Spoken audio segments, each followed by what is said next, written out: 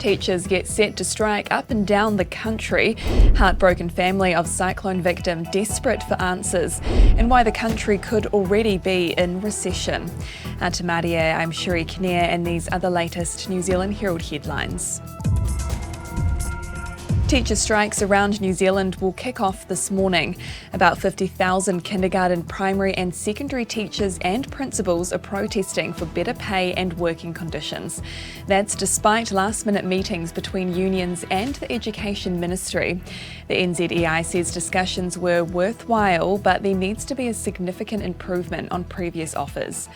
Auckland University's Head of Initial Teacher Education, Paul Hayward, says the sector is unattractive to newcomers, with teachers' pay eroding over the decades. Beginning teachers would really struggle on a beginning teacher wage to pay rent in Auckland and keep up with the cost of living. The Herald team will bring you coverage throughout the day and will cross live to a march in Auckland from around 10 a.m. this morning on the Herald website, Facebook and YouTube.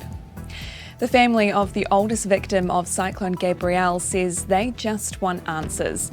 Helen Street, aged 86, is one of 11 people police have listed as fatalities linked to the destructive cyclone, which hammered parts of the North Island last month.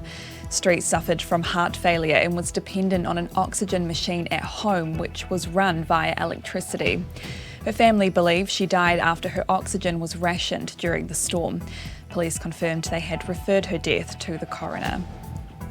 It could be even longer before Auckland's City Rail link is complete. It's now expected to be finished in November 2025, about a year later than originally forecast, and costing $1 billion more. And that's only when the construction is finished. There'll be more time on top of that before services are running, now likely not until 2026.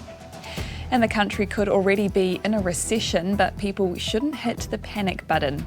Economists expect today's GDP data to show the economy contracted in the fourth quarter of last year, with all 5 major banks forecasting negative growth, but saying it's difficult to gauge.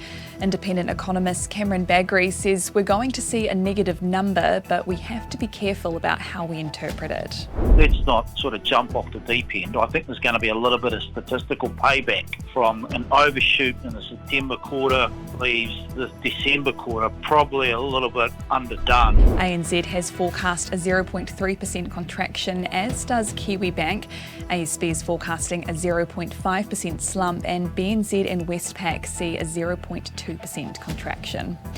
And those are the latest New Zealand Herald headlines. For more stories and to stay up to date, head to nzherald.co.nz. Kia pai te rā. Thanks for checking out our YouTube channel. To stay up to date with all the latest news from the New Zealand Herald, click the subscribe button below or check out one of the videos here, and head over to nzherald.co.nz for more details on these stories and more.